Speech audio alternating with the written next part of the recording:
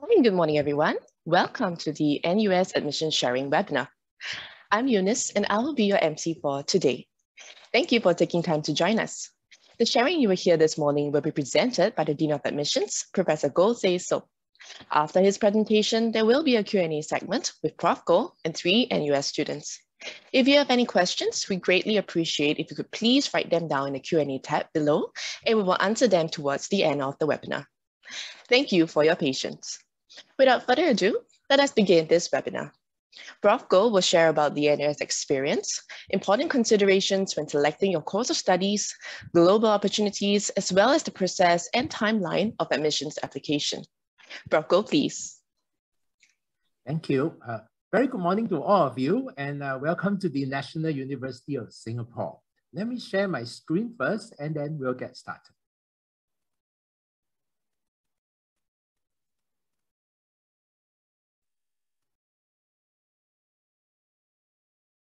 Oh, a very important juncture of your life. You are going to finish your high school, and now the next thing that you'll be thinking of is that what are you going to do in the university? And before we answer that question, let us take a look at the current paradigm shift in education. University education nowadays in this complex world is beyond just a paper qualification. It's beyond an knowledge. Instead, due to the complex world that we are currently living in now, we need to be able to integrate disciplinary knowledge and future-ready skills. And in terms of the learning experience, this is no longer just a traditional lecture and tutorial style system. Instead, most universities will be innovative and they will use different pedagogies for the delivery of classes. Like, for example, the hybrid of online and face-to-face learning. This is something that is really expedited by the COVID-19 situation. At the same time, due to the complex problems you are facing, we need interdisciplinary learning opportunities to the students. At the same time, the world is now well connected in the sense that the learning opportunities is not just restricted to one university or one country. You will have global learning opportunities as well. At the end of the day, the key point and the most important part is that we need to prepare you for the future.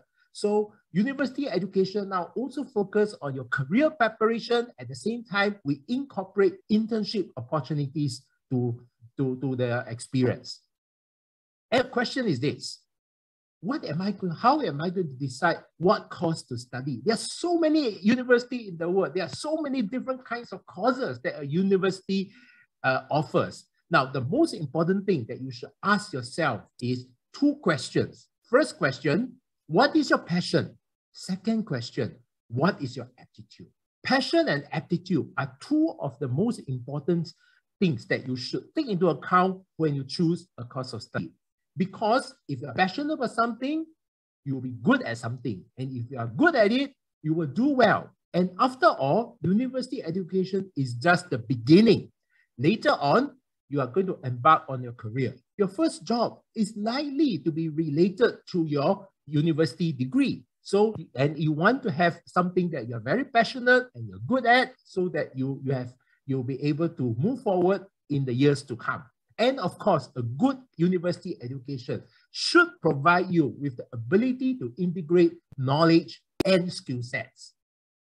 And welcome to the NUS experience. And for those of you who are less familiar with NUS, let me highlight to you some of the key facts and figures of NUS. NUS, the National University of Singapore, is among the best in Asia and consistently in terms of university ranking within the top 25 universities globally. We are a research-intensive, comprehensive university. And because of our size, we are able to offer more than 60 different bachelor's degree programs. We have a very vibrant student life, more than 200 clubs and societies and interest groups on campus. Although Singapore is at one side of the world, nevertheless, we're well connected. NUS has more than 300 partner universities spanning over 40 countries. And our graduates are very employable. Our graduates are always within top 10 for global employability. And let me tell you a little bit more about NUS stories. NUS is the first and largest university. We are more than 100 years old, and we have taught more generations of architects, doctors, engineers, entrepreneurs, lawyers, and so on and so forth. And being a research-intensive university, our research impacts life as well. And we're just getting started. And let me explain to you what are the 4 key pillars of NUS education. To describe the 4 key pillars of NUS education, let me first highlight to you the 3 components of an NUS education. The first component is a common curriculum, a curriculum that actually prepares you and provides the foundation for the learning of your major discipline. And the second component is the major requirements. You can major in economics, you can major in computing, you can major in engineering, one of these. That's the second component, major requirements. And then we craft out a third component, which what we call the space of unrestricted electives. What are unrestricted electives? Unrestricted electives is actually a space that allows you to pick anything that you desire to do. It could be going further and deeper into your major. You have opportunity to study a second subject as a second major or a minor. With these 3 components of common curriculum, major requirements, and unrestricted electives, they support the 4 key pillars of the NUS education. So the first key pillar is a common curriculum. Now, the common curriculum, the part about NUS common curriculum is that it's not just common for the entire university. After all, the university is huge. There are many, many different disciplines. So we have our common curriculum that is actually catered towards the cluster of discipline. For example, we have a common curriculum for humanities and sciences. We have another common curriculum for engineering, design and engineering. We have certain common curriculum for computing, certain common curriculum for business. So our common curriculum are actually tailored towards complementing the learning experience of the major requirements. Then the second key pillar is a flexible pathway. We provide flexibilities to our students. If a student desires to go deeper into the subject, you can go for a specialization in your major requirements. No issue. You can make good use of the unrestricted elective space for you to do that. Some students wanted to have multiple competencies. You can do a double major, a second major in using the unrestricted space, or you can do even 1 or 2 minors. So the second key pillar is flexible pathway. The third key pillar is that, as I've mentioned right at the beginning, the world is very complicated. They are actually problems that cuts across discipline. So in our teaching and learning, we incorporate interdisciplinary approach to enhance complex problem solving capabilities. And we reinforce this by experiential learning. And finally, the fourth key pillar is a lifelong learning journey for our graduates. We do believe that the university education is only the beginning. And later on, you need to continue to refresh your knowledge, and we provide opportunities for lifelong learning as well. And let me summarize the 3 C's of NUS education: customizable, challenging, and current. And how you're going to make it work, that is entirely up to you. And here are the courses, major courses that you can choose from. You notice that we actually provide all kinds of courses. If you are interested in humanities and sciences, you can take a major in the arts and social sciences, or you can take a major in science. Or if you are interested, you can also look at majors in cross-disciplinary program that integrates humanities and sciences. If you're interested in design and engineering, you can choose a major in design, or you can choose a major in engineering. We also offer different majors under the business school, in the School of Computing. We also have professional schools like medicine, dentistry, law, and specialized music, or you can study nursing and pharmacy. And let me highlight a few significant key development of NUS. Now, NUS is constantly revamping and refreshing its curriculum. In 2021, which is this year, in this August, we actually launched the College of Humanities and Sciences. We took in our first batch of students in the College of Humanities and Sciences.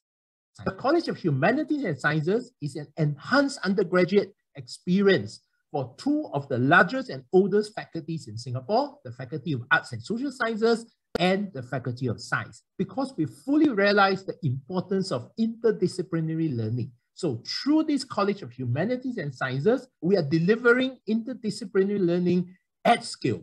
And think of it this way, the two faculties that form the College of Humanities and Sciences are two of the largest and most established faculties in Singapore. So you can imagine the scale of impact and unparalleled flexibility we are offering.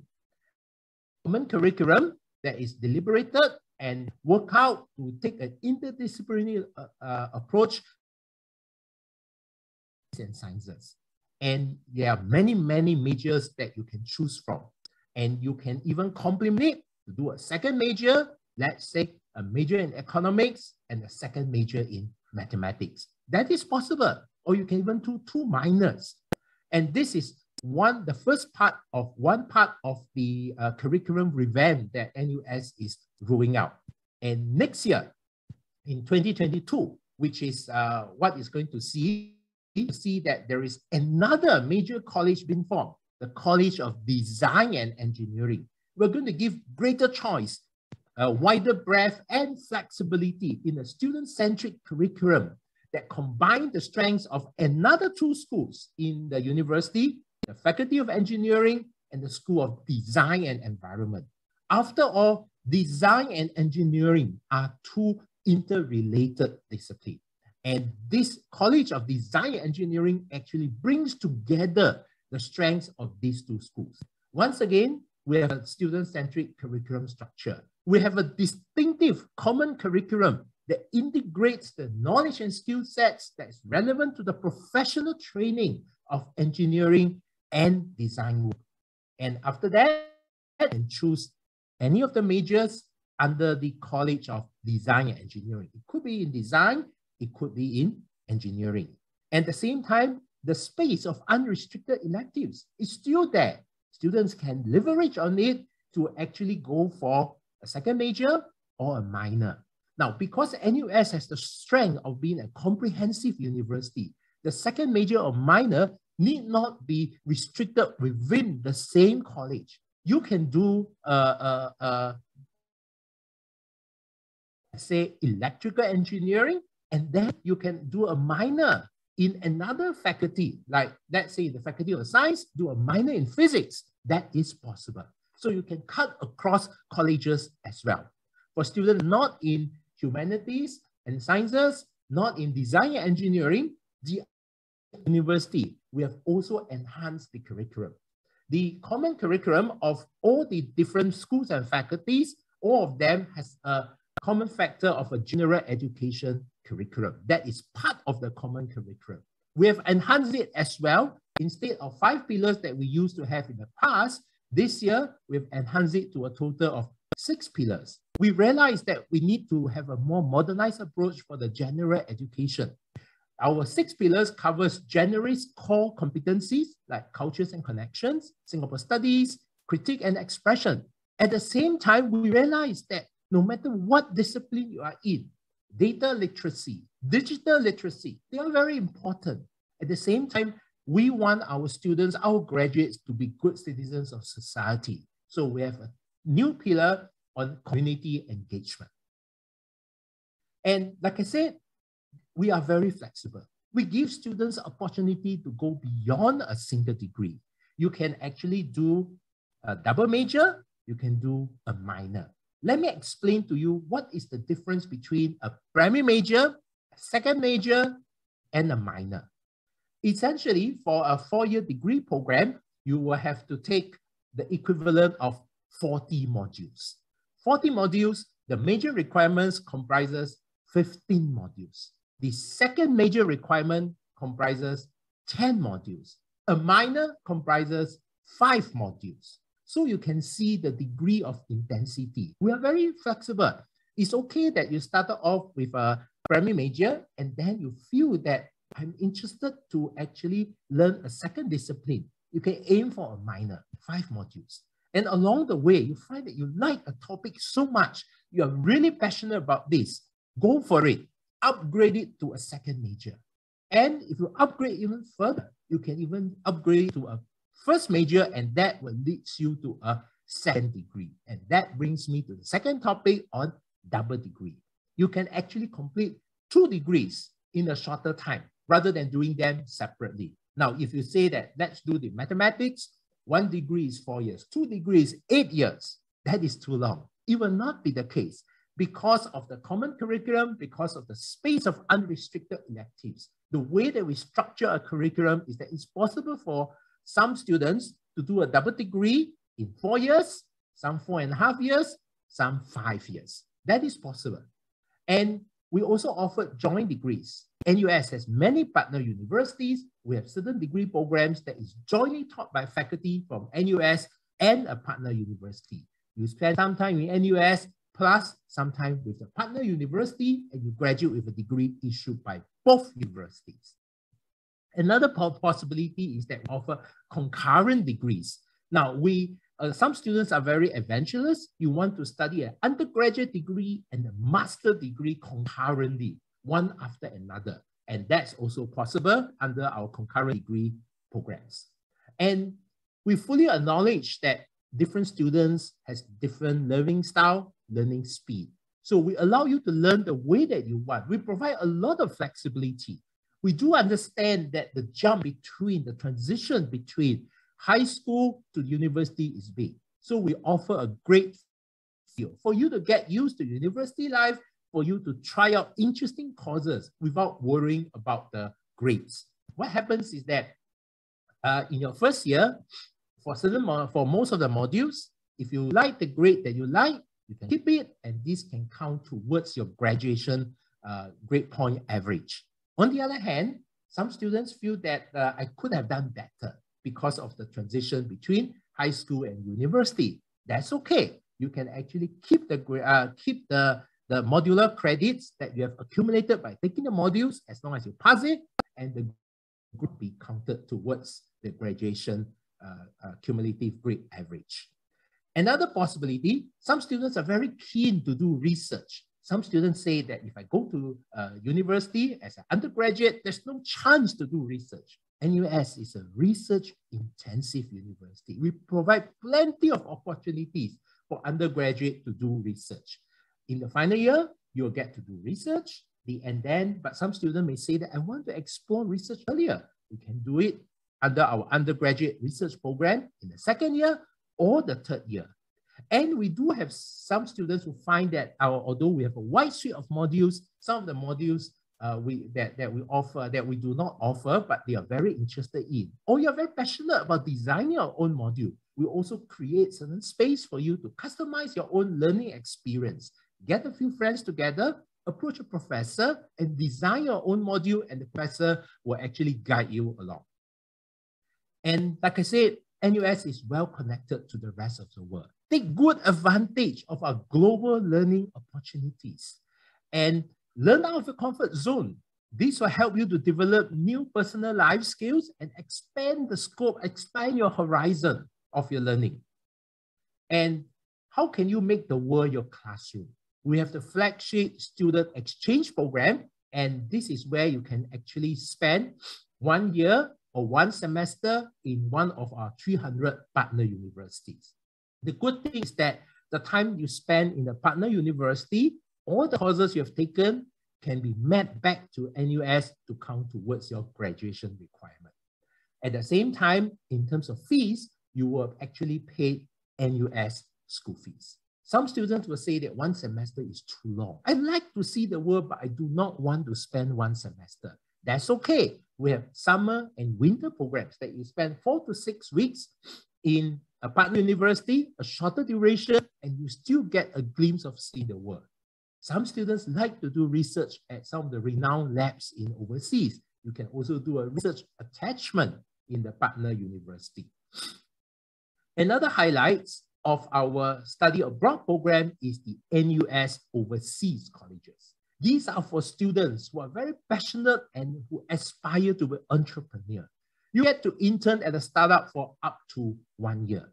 And you attend classes at some of our renowned partner universities, and you actually and you work in a startup company, and you get first-hand experience as life as an entrepreneur. There are more than 15 places that you can choose to go to for NUS Overseas Colleges. And since the start of this program, there are more than 3,400 students who have gone through this program, and through this program, they've founded more than 800 companies. So these are the 15 places that you can see for the NUS Overseas Colleges. You can spend time in North America, New York, Silicon Valley. You can spend time in Europe, China, or Southeast Asia. But some students may say that does it mean that in order to have a fulfilling and exciting life in NUS, you need to go outside Singapore? That's not true. Actually, the campus itself, our campus, is actually very interesting. And you get to discover yourself and a lot of activities that we have on campus. You can make the campus your second home. There are 3 different types of places that you can stay on campus. Let me explain to you. The first type is what we call the halls of residence. The halls of residence, they have rich culture and rich activities within the hall. You get a place to stay, and you get to take part in actively in a lot of activities. The second type of places that you can stay is what we call residential colleges, and some of them are in our university town. There's again a place to stay, rich source of activities. At the same time, you can take some of the classes that can be counted towards your general education or the common curriculum requirements. Small class teaching. You take the classes with peers and professors from faculties across campus. So residential colleges, we integrate residential living with taking classes. And the third type of place you can stay is student-led residence. You get a place to stay, less activities, but nevertheless, it doesn't mean that you don't get to make friends. We have a rich community of international students who stay there, and then you start to engage in different cultural exchange from friends from different parts of the world.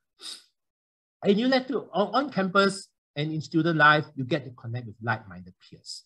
You will definitely find somebody who shares your passion about music, arts and culture, community service, or sports. And you can even form your own special interest groups. And like I said, we take the future employment of students very seriously. We have a Center for Future-Ready Graduates that provides programs, workshops, and events to prepare you for employment. There are networking opportunities with industry so that you have a clear idea about what to expect in the future. But of course, with all this preparation, you need to have experiential learning. So how do we gain the experiential learning? You actually can take part in internships. Almost all our courses, there is professional internship opportunities. Some of them are compulsory, some of them are optional. Some of our students actually take more than one internship during their undergraduate studies. And this is where you get to apply your disciplinary knowledge to the real world situation. And you get to experience how is it like working in a certain sector, in a certain industry. So how do we get started to come to NUS? Take the first step, apply. And let's take a look at the admission requirements. Now, we accept all kinds of international qualifications. If you go to our website, you will actually notice that there's a rich variety of international qualifications that we welcome applications. And the application portal has already opened from mid-October onwards. So I advise you go to the website, look at the qualifications that you are currently presenting, and then look out for the requirements to apply and the subject prerequisites. And let me just highlight a few. Now, I'll highlight a few common ones. One is the International Baccalaureate, the IB Diploma. Now, the IB Diploma is a full diploma, so we will assess you based on the academic achievements for the IB Diploma. And we also recognize that some students are very passionate about certain subjects, and you have altogether 8 choices. We'll give you bonus point for the first choice that you put down. so that we will actually recognize your passion and give you a head start in the course that you're most passionate about. And there are certain courses, because of their structures and the skill sets required, there are interview or test required, like architecture, dentistry, industrial design, landscape architecture, law, nursing, medicine, music, and PPE. And other diplomas that we recognize, like the American High School Diploma. For American High School Diploma, we will want you to have a good pass with the transcript, and to apply for the American High School with the American High School Diploma, you need to have ACT with writing or SAT in one sitting. And to be competitive with writing, it will be good to have 33, and SAT 1,450 to be competitive. At the same time, you need to provide 3 SAT subject tests. Now, we fully realize that that the SAT subject test will no longer be offered going forward. So, as a replacement of the 3 SAT subject tests, we allow students to replace by 3 AP tests. And one of the AP tests, the AP Calculus BC, that will be compulsory, and you choose 2 other tests based on subject prerequisite. And again, to be competitive, we will expect 4 or 5 for the AP tests. And we also recognize the UK A-levels, Cambridge A-level, AQA, OCR, or edX. And so we will look at the good pass in 4 to 5 advanced level subjects, and to be mostly A-star to be competitive. Other qualifications includes Gaokao from China, and this is again a complete qualification, so you can apply with your Gaokao results. But for students who are currently going to take Gaokao next year in 2022, so you can apply with your latest high school result first, your senior media 2, semester 2 result first.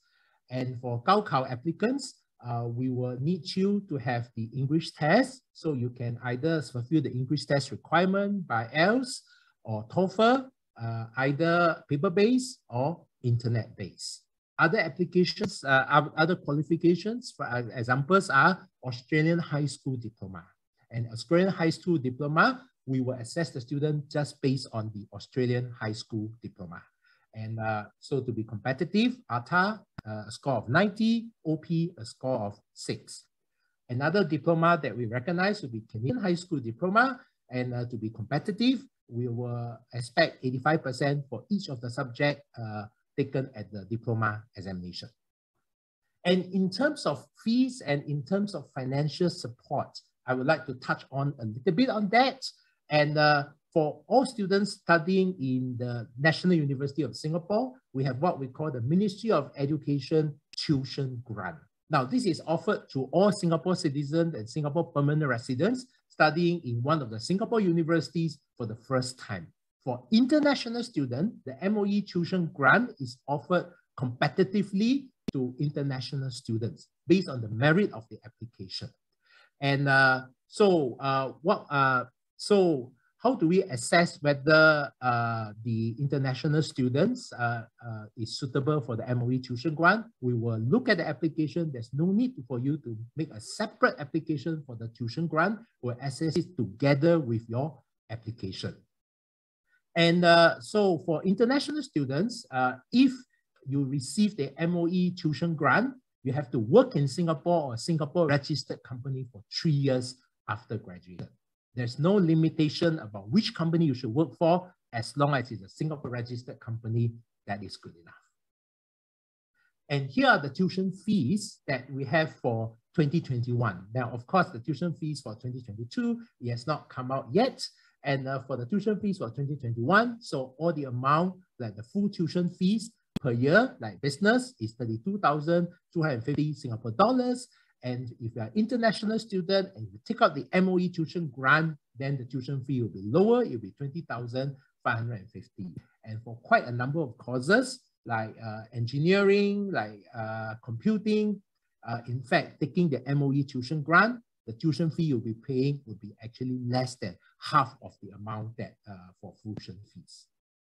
And if you have further questions, if you have any questions, feel free to actually find out information from our website, nus.edu/admissions, or you can write nus.edu/ask admissions, and we'll be very happy to answer your questions. Thank you.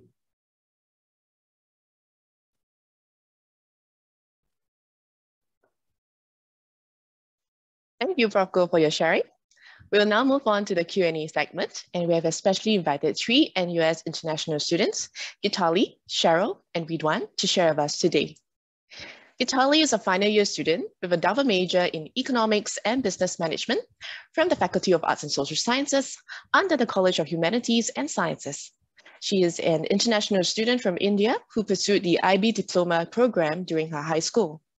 Gitali currently resides at Prince George's Park Residences on the NUS campus and is actively involved in NUS Nash, a modern Indian dance group, and she is also a student ambassador leader. Cheryl is a final year student majoring in Business Administration with a specialization in finance from the School of Business. She's an international student from Malaysia who pursued the Cambridge International A-levels during her high school. She currently resides at Prince George's Park Residences and is actively involved in a plethora of student life activities such as NUS Student Union, NUS Malaysian Students League, NUS Cambridge Hall Choir, and she's also a student ambassador. Ridwan is a second-year student majoring in chemical engineering from the College of Design and Engineering. He's an international student from Indonesia and pursued the Indonesian Ujian Nasional examination during his high school. Ridwan currently resides at Utah Residences and is actively involved in various CCAs such as the NUS Perhimpunan Indonesia Organization, NUS Angklong Onzam, and he is also a student ambassador. I'll hand the time over to Prof. Goh, who will be moderating the Q&A segment with Gitali, Cheryl, and Ridwan. Prof. Goh, please. Thank you, Eunice. Now, as you can see here, we have 3 of our students from different parts of the world with different qualifications coming to meet you. So let me just get them to say hi to all of you first, and also just to share a little bit of their learning experience in NUS so far. So let's go in the order of Gitali, Cheryl, and Ridwan. So Gitali, please. Thank you, Prof. Thank you everyone for joining in today. I'm very happy to be here. And from my introduction, you know a little bit about me, but I would just like to say that I'm in my final year, and I think my NUS journey has had, it's been so comprehensive in its contribution to my academic learning and expansion of my thinking process with a double major. And at the same time, in terms of learning outside of the classroom with all my CCA involvements and amazing leadership opportunities, and also a chance to involve myself in so many internships over the course of my undergrad journey. I'm really excited to be here with all of you today and share a little bit more about my journey and hopefully answer some of your questions that motivates you to come here and take that step to really define your undergraduate journey as well. So hello everyone, my name is Cheryl, and thank you very much, Eunice, for the very nice introduction. I'm also very honored to be here today with all of you, and thank you for taking the time to come to this session. And I understand that you all have a lot of questions, so I won't take up more time, and over to you, Ridwan. Hi everyone. Thank you, Eunice, for the introduction. And for me, I'm still a second-year student, so different like Gitali and Cheryl. I'm still a second-year student, so there are still various things that I really want to explore in NUS, and I believe there are still out there opportunities that I really want to try in NUS itself. I hope we all could meet together in NUS soon. And feel free to ask us if you guys have any questions regarding the admissions or the university life in NUS itself. Thank you. Thank you, Gitali, Cheryl, and Ridwan. Now, I noticed that there are one question that is raised that some students ask about, I'm rather undecided about my course of study, and some students is that I want to know about how can I increase my chance to be accepted at the university. Now, I guess it all boils down to a matter of choice. Applying to NUS, actually a student has 8 choices. And how do you prioritize the choice? There are interplay about, making good use of the first choice bonus point as well. Like for example, for IB students, we do allow first choice bonus points. And so the question is this: how do you prioritize? And I guess, like I said, in order to do well and to be accepted, you should actually pick up courses that you are good at, that you are interested in. So how do you choose what you are interested in? And let's hear from the 3 students, and maybe let's hear from Gitali about how she made her choice about studying economics in NUS. I think for me, although I knew that I wanted to pursue economics, I think it was really welcoming that within NUS, there's always an opportunity to explore more. So although I came in with my mind made up that I wanted to pursue economics, over the course of my first year at study, through all the general electives and the general education modules, I was also able to explore other topics that would possibly interest me, and that I think led me to pursue my second major in business management as well. So I think that first semester has really been crucial to expand what all I would like to pursue and what I'm passionate about. Cheryl, how do you decide that, okay, you want to study business administration? And I noticed that you have an interesting part here, that is you also have a specialization in finance. So can you share with us about how you decide on business administration, and then after that you decide to specialize in finance? Finding the direction is very important, I guess, for many of the students here. Correct. So I hear you about finding your own direction, and also like just now Prof mentioned, I think that your passion is very important in determining, helping you to determine what course you want to choose when you come to study in NUS. Because for me, during my high school and my A-levels, I actually studied science. So my A-level subjects were physics, chemistry, math, and econs. But after I took the econ subject in my A-levels, I found that I really have an interest in the business world. So that's why I chose to study BBA in NUS. Then why I chose to specialize in finance is because everyone says that the money is in the finance sector, right? So naturally, to be very honest, this is why I chose finance. Okay, and Ridiwan, and you're doing a STEM discipline, engineering. Is it because you are always very keen on math and physics or something like that? Yeah, actually quite right. Like upon graduation, I really interested in biochemistry and physics. That's why for my priority, I put chemical engineering. Then I put like a biomedical, material science, all those related to like biochemistry and physics. And like after I went through like 1 year here in NUS, I found out that I'm also interested in data analytics. So right now I'm trying to pursue the data analytics second major also. So in NUS, you can also like, if you are interested in 2 different fields of expertise, you can also consider pursuing like second major also, or probably minor in another area of expertise. That's very good. And I think Ridiwan has highlighted a very interesting point that I think quite a lot of, there are some students asking in the Q&A part as well. Now, some of them are interested to do a second major or a minor to complement the discipline study. And but they can't make up their mind. So at the point of application, if you look at application portal, we've given quite a few combinations that for students to apply on double majors or major minor combinations. But for students who are actually undecided, like what Ridiwan said, it is possible for the student to actually apply during the course of study as well. We are fully flexible about this, and now Ridiwan, you're going to move towards data analytics, I guess, and this is something that you are interested. And Gitila, did you make up your mind the first time because you did double major? So for econs and business management, did you decide immediately when you're about to enter university, or is it you only decide after a while? No, in fact, I think had a similar journey as Ridwan as well, where even though I knew I wanted to pursue economics, I think learning more about economics and realizing how integrated it is with business, it led me to really want to explore that side, that expertise, that field as well. And yeah, I was lucky to be able to pursue it during my field of study.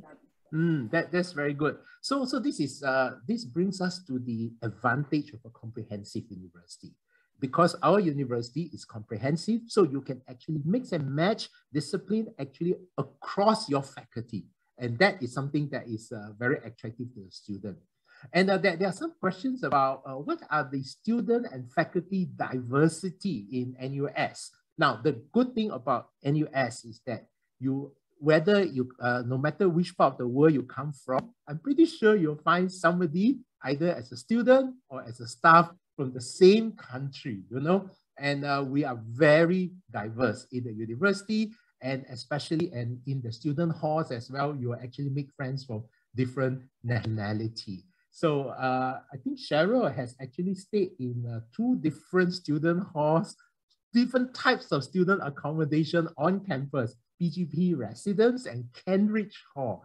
Would you like to comment more about what is it like staying on campus, and how you can actually, whether do you meet friends and faculties from different countries of the world during your study in NUS as well? Right. So regarding the point on cultural diversity, I think that NUS really is a melting pot of culture. So in my first year, I stayed in Cambridge Hall, and I had the chance to get to know a lot of mostly local friends, as well as friends from China and Malaysia. Then after I moved to Prince George's Park Residences, the people whom I get to know are really spread across a lot of different countries like Vietnam, Indonesia, Malaysia, China, and even exchange students from US and the UK. And I think that, yes, you really need to take this chance in university to get to know people from all over the world, because how many chances will you have to, how many other chances will you have to do this in your life, right? And I think that it really opens up your eyes to life in a lot of different places. Yeah, I think NUS is actually a reflection of Singapore society. Singapore society is really at the junction between the East and the West meets together. You know, the medium of instruction in NUS is in English, and yet there's an Asian culture there, so you can actually meet people from different parts of the world, which is one of the advantage that we have here. And I noticed that there are quite a few questions about internship. I think I have mentioned, and there are students who are very interested in internship. And some even ask about doing internship in overseas countries as well. And in fact, the good news is that 3 of our students representatives here, all of them have done some form of internship. So let's hear from Gitila first, then we go to Ridwan, and then Cheryl, because all 3 of them do different kinds of internships. So you actually get to see how they integrate their discipline knowledge with experiential learning through internship. So Gitila, please. Thank you, Prof. So yeah, I think internship is definitely an integral part of my undergraduate journey. I've had the pleasure of interning not only in Singapore, but in India as well. And I think that's really opened up my eyes in terms of being able to compare the different working cultures, the different working styles. And I think this, over the 4 years, really allowed me to identify what kind of companies I would like to work in, or what kind of management style I would like to work in. So beyond, just applying my learning and making sure that it's not just textbook learning, but I actually can apply it. I think having an internship experience allows you to know so many more things about yourself and about your preferences when you're going to graduate. And I think it's great that NUS allows for that time and space to really make your whole resume complete and make yourself complete as a person and as a professional before you even step out of the university doors. For me, I did my internship at Raptor School, Singapore. Basically, I was the sales and experience executive. So I need to, Raptor School itself, they want to enter the Indonesian market, right? So I was tasked to do the market research for Indonesia, and also to find any potential partnerships with Indonesian institutes. And also in terms of internship, inside the College of Design and Engineering, you need to do a 6-month compulsory internship. It is called Industrial Attachment, IA. Basically, in IA itself, the IA program, you are required to shadow the work of real engineers in a real-life setting for 6 months itself. And the good thing about this is that we can put all the theories, right, that we learned so far into a real-life situation and obtain various knowledge from working in a real-life setting that we might only get outside our theoretical classes. Right. For me, because internship experience is not compulsory for BBA, but if you are taking BBA accountancy, then there's a compulsory internship that you need to clear before you can graduate. But for me, I did my internship last summer, which is May this year at KPMG Singapore. So I was helping companies submit their business cases for the Enterprise 50 Award nomination. So the E50 Award is an award for local private enterprises in Singapore. So what I do is to prepare a comprehensive overview of how their businesses are managed. For example, like their risk management measures, how they incorporate sustainability and diversity in their practices.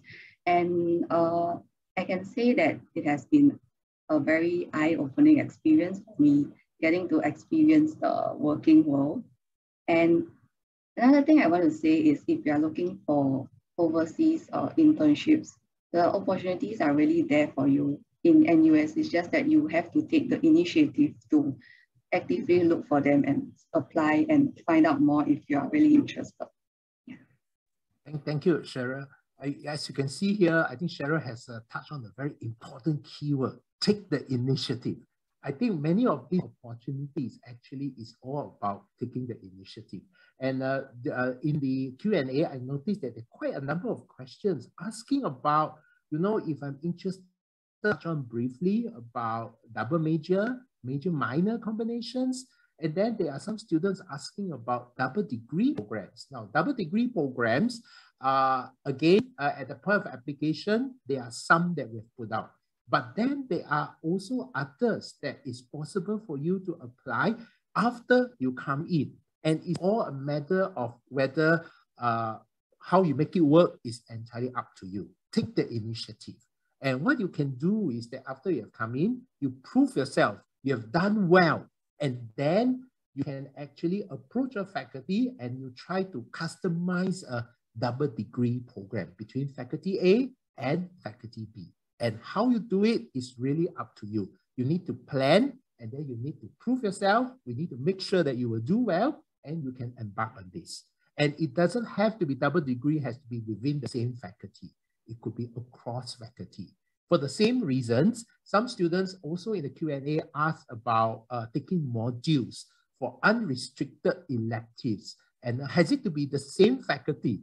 I'm sure 3 students here, you have taken modules that is beyond your own faculty, all different faculties, and you explore different things. And so maybe I'll invite a couple of them to decide, to describe to you what kind of learning experience, teaching style. Some students are asking about teaching style, about that taking modules in NUS and whether is it possible to cut across faculty. So maybe I'll throw it open, maybe Gitila, you want to get started? Sure. So I think when it comes to cross-faculty modules, of course, there's, this element of learning about a completely different faculty. For me, it's really been business where through my second major, I've really explored a lot of different topics. But I think even the few modules that I've taken within FASS, which is my CHS now, I think it's really allowed me to also not just learn about a topic, but also learn about people that are pursuing that course, because every module or every faculty has its own way of thinking. So integrating and spreading across those allows you to really, through group projects, through assignments, you really get to meet people who have a very different way of thinking, a very different approach to problems, solutions. And I think that's one of the greatest elements of these unrestricted electives, because you really do feel unrestricted in that sense, where you can ask questions that you wouldn't have before, or you can do things and explore topics that you wouldn't otherwise.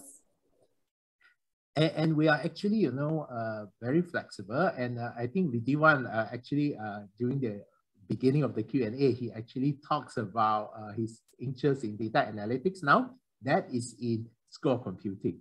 And Ridiwan actually is from Faculty of Engineering. So you can actually see that he's also take courses across the other faculty. So maybe Ridiwan, you can share with us your thoughts about the difference in learning between the two faculties. And I also noticed that you were so inspired by computing courses that you also work as a teaching assistant under the NUS Work Study Scheme. Maybe you can tell our prospective students a bit more about that aspect of your experience. Okay, so my interest in data analytics starts first time at when I took the computing module, introduction to programming, basically. And then I decided to, that's why I decided to pursue another second major in data analytics.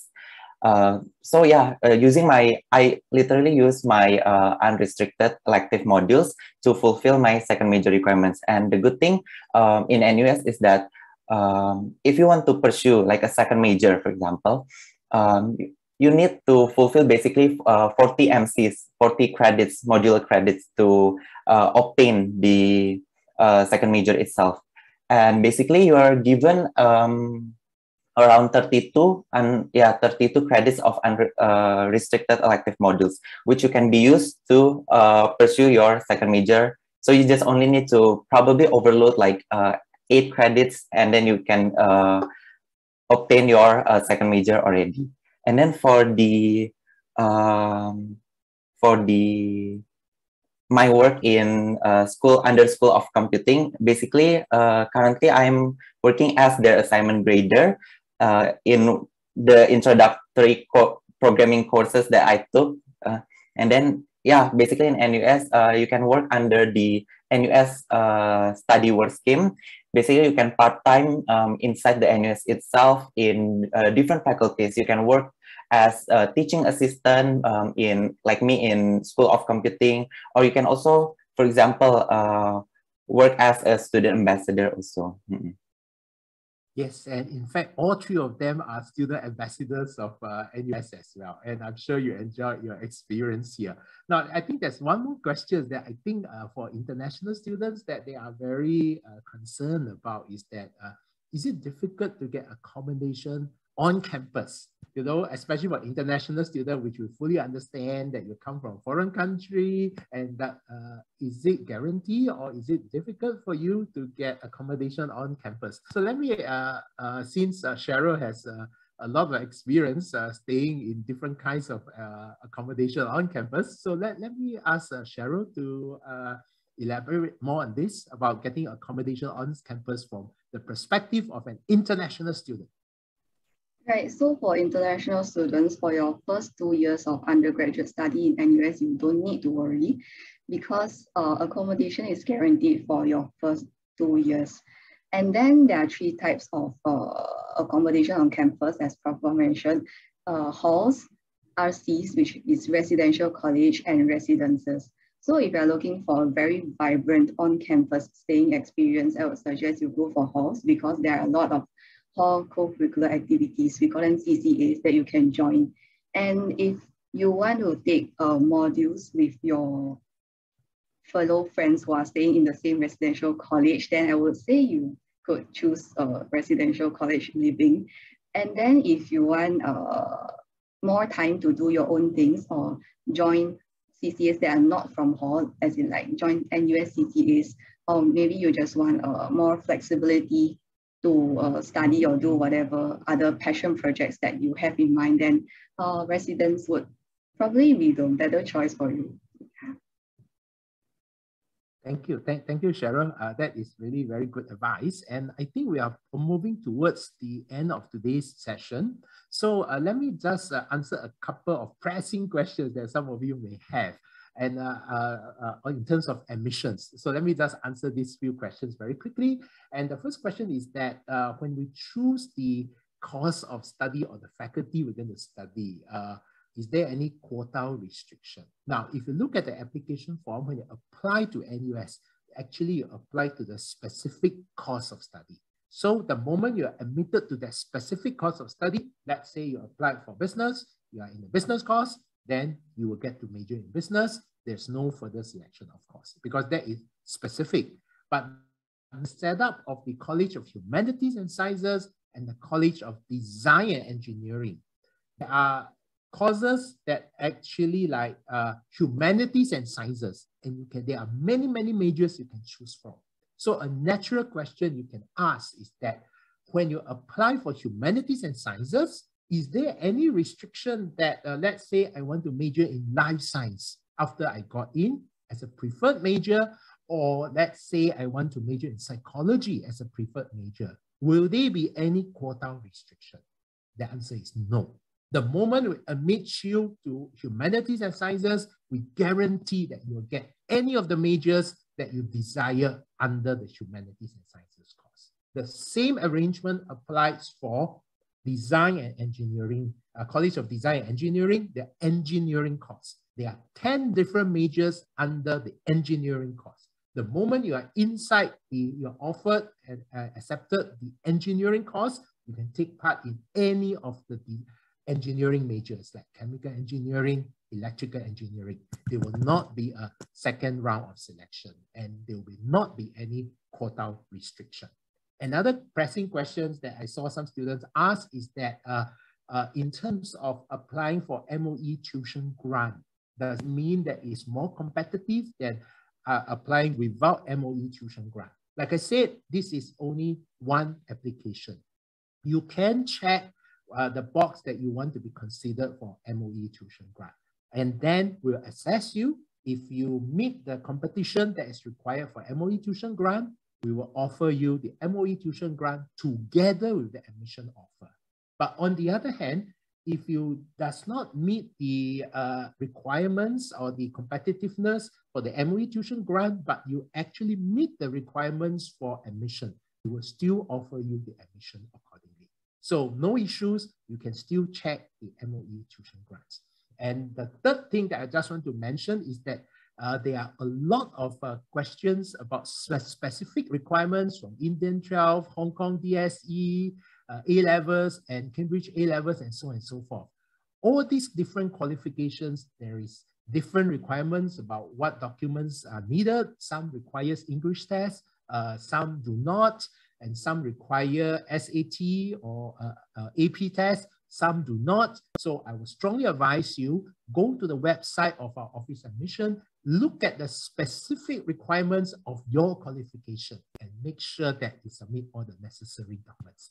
So I think we have more or less run out of time. So I'm going to pass the time back to Eunice, and then to end here, I just want to wish all of you all the very best for your final year in the high school, and I look forward to receiving your applications. So back to you, Eunice. Thank you, Prof. Goh, Gitali, Cheryl, and Ridwan for sharing your experience, insights, and sound advice. And I hope they've managed to answer your questions and clarify your doubts. So with that, we've come to the end of the session and the Q&A session. So thank you so much for joining us today. We hope that this session has been helpful to you, and we understand that many of you have signed up for the various faculty talks lined up for the rest of the day. So we hope that you will have a fruitful time ahead. We greatly appreciate if you could take a few minutes to fill up a feedback form, and you may scan a QR code or access the link that we will share in a chat box shortly. Your feedback is important to us, so please let us know how we can improve. So thank you once again. My colleagues and I are looking forward to receiving your application and warmly welcoming you to NUS. Have a great day ahead.